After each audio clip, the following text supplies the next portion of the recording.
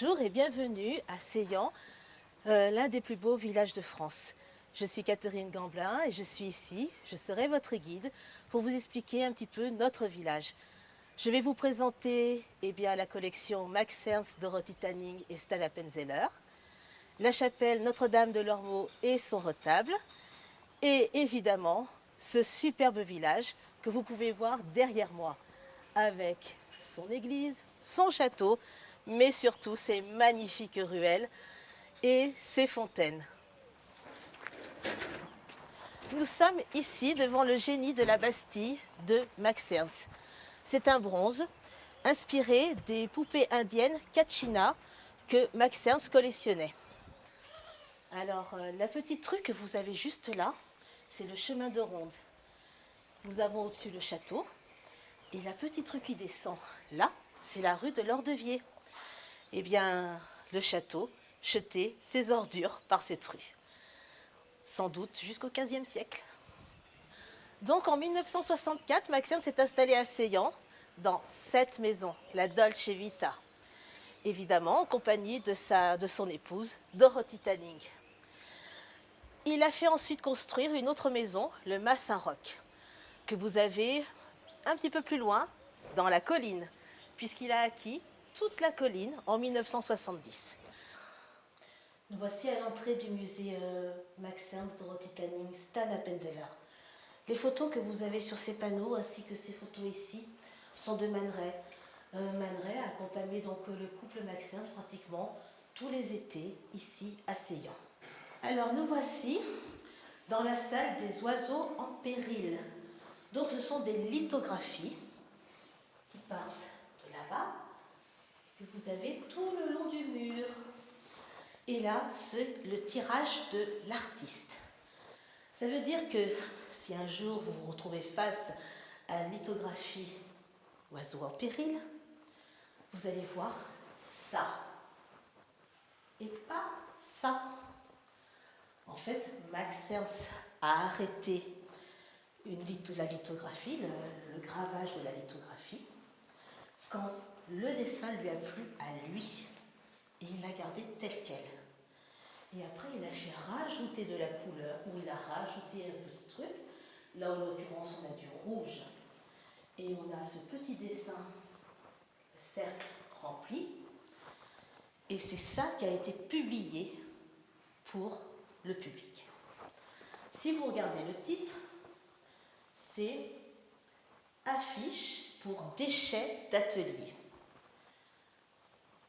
Quand Max Ernst vivait à Seillan, la personne l'atelier où il allait graver ses lithographies, c'était l'atelier Pierre Chave.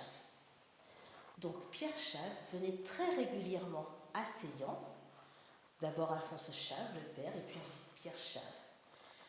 Et à chaque fois que Pierre venait, il disait « Mais Max, regarde tout ce que tu as, on pourrait faire une exposition. » Et Max, qui était déjà un petit peu âgé, disait « Tu sais, des expositions, j'en ai faites dans ma vie. Non, j'ai plus envie. » Une fois, 2 fois, 20 fois. Peut-être qu'à la 21e ou à la 25e fois, Max a enfin répondu « Tu vois, tout ce qui est là, ça part à la poubelle. Tu veux faire une exposition? Sers-toi. » Donc c'était des déchets d'atelier. Voilà l'exposition qui était montée. Nous voici sur une des plus jolies places du village, la place 7, la place Fondamont. Fondamont, fontaine d'Amont, ça veut dire la place la plus haute. C'est aussi la place la plus ancienne du village. Sur cette place, évidemment, la sacro-sainte fontaine. Et surtout, nous avons le blason de Seillan. Au Moyen-Âge, on pouvait prendre n'importe quel blason de n'importe quel seigneur du moment que l'on change un détail. Nous avons donc, entre guillemets, emprunté le blason d'un de nos co-seigneurs, Sire Bouquet de Marseille. Il avait fait les croisades, d'où le croissant. Ses couleurs étaient sous fond d'azur, comme votre télé. Eh bien nous, on les a passés sous fond de gueule, fond rouge. Les tours, ça veut dire que nous étions un village fortifié. Les boules, ça veut dire que par 5 fois, Seyhan a connu la peste. Ce sont les bubons de la peste. Il nous reste les étoiles. Eh bien, toutes les communes de France ont les étoiles. C'est un impôt que nous devons à Louis XIV. Une fois qu'on s'était acquitté de l'impôt, Louis XIV avait toujours ses caisses vides. Eh bien, une fois qu'on s'était acquitté de l'impôt, ça c'était la preuve qu'on avait payé. Nous sommes ici à la porte Sarrazine.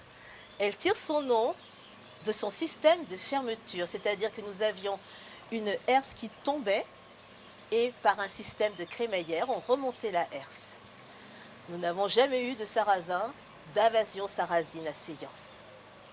Si vous étiez venu dans les années 52, allez, on va dire 50, on va arrondir, à Seyhan, vous n'auriez pas du tout vu le village comme ça. En fait, le seul moyen d'accéder à la place du Valat, c'était par la porte Sarrazine. Il n'y avait que cette petite rue. C'était une rue, c'était pas une place, le Valat. Nous étions dans la première enceinte du village, l'enceinte du XIIe siècle. Et nous avions des maisons partout. En fait, une première maison s'est écroulée en 52 et en 61, on a dû abattre tout le reste du quartier. Imaginez un petit peu la surprise des gens en 1952 quand ils ont découvert pour la première fois ces 2 rochers qui en fait étaient englobés dans une maison.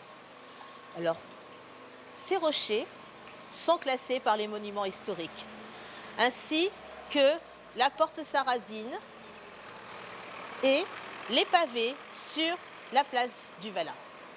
Alors, nous sommes ici, devant le vieux château de Seyhan. Juste là, à côté de moi, eh bien, c'est le donjon à tour carré du XIe siècle. On le verra un petit peu mieux tout à l'heure. Derrière moi, le château du XIIe, qui a été repris au XIVe et au XVe siècle. Ensuite, sur le côté, un petit peu plus loin, nous avons toujours la suite du château du XIIe siècle, mais avec une façade entièrement restaurée au XVIe siècle, XVe et XVIe siècle. Voilà pour notre beau château. Alors depuis le Moyen-Âge jusqu'à la Renaissance aussi, puis de nos jours, dans cette salle, donc derrière cette porte, eh bien c'est là que se réunit d'abord le Conseil des seigneurs, puis ensuite le Conseil des consuls, maintenant le Conseil municipal. Donc en fait, c'est toujours là que s'est décidée la vie du village de Seyhan. On rendait aussi la justice. Bon, de nos jours, à chaque fois qu'une décision était prise, que les décisions étaient prises, on avait d'abord 2 seigneurs, ensuite ça a été 2 consuls qui sortaient et qui annonçaient au peuple qui était amassé ici les décisions qui avaient été prises. Donc ça, c'était le balcon des seigneurs. Évidemment, de nos jours, on ne va pas voir monsieur le maire et puis son premier adjoint sortir et annoncer les décisions, mais c'est aussi la salle des mariages. Donc c'est devenu le balcon des mariés. Nous sommes devant l'église paroissiale de Seyhan, l'église Saint-Léger. Elle a été bâtie donc au XIe et XIIe siècle, remaniée au XVe et au XVIe. Elle a été entièrement restaurée en 2009. Donc essentiellement, je travaille le dessin et l'estampe. Estampes techniques traditionnelles en linogravure, taille d'épargne, dans une recherche complètement polymorphe, c'est-à-dire que je mêle autant le dessin que l'impression de mes plaques. Donc là, on peut, par exemple, cette composition en témoigne où on a du dessin, de la linogravure, de la découpe, de l'assemblage de papier. D'où l'intérêt de l'estampe où on a un rapport justement sur le support et ensuite la couleur et le graphisme par rapport au visuel concret. Donc on est un peu des dinosaures, c'est des techniques avec le numérique qui malheureusement se perdent et qui pourtant ont un savoir-faire ancestral et important à défendre. Nous voici ici, Placette Fonjordani.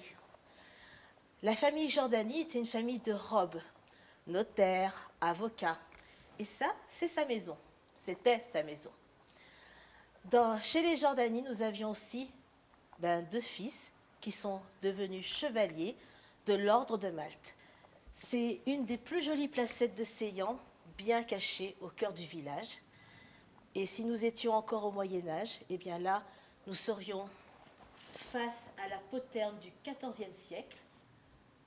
Là, nous serions avec une porte d'entrée du village, toujours du XIVe siècle.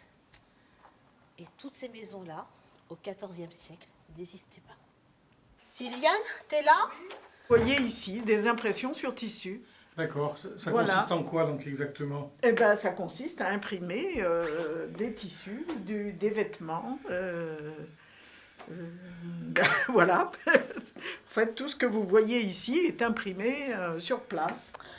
Alors, nous voici ici à la chapelle Notre-Dame de l'Ormeau, avec ce magnifique retable qui, on pense, est unique en Provence. Nous avons 36 ans de travail sur ce retable. Il a été commencé en 1503 et terminé en 1539. Vous avez sa date de fin sur la 3e colonne, le petit cartouche doré, et on peut encore lire 1539. Sa date de début, malheureusement, a été effacée.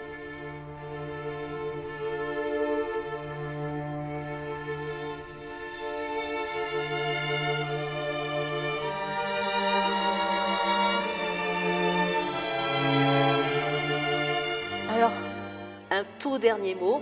Je vais quand même vous présenter Notre-Dame de l'Ormeau. La voilà, elle est juste là. Et bien voilà, nous avons fini notre visite de Seillan, l'un des plus beaux villages de France. J'espère que cela vous a plu. Si vous avez envie de venir nous voir, n'hésitez pas à nous retrouver avec le site www.paysdefaïence.com. À très bientôt!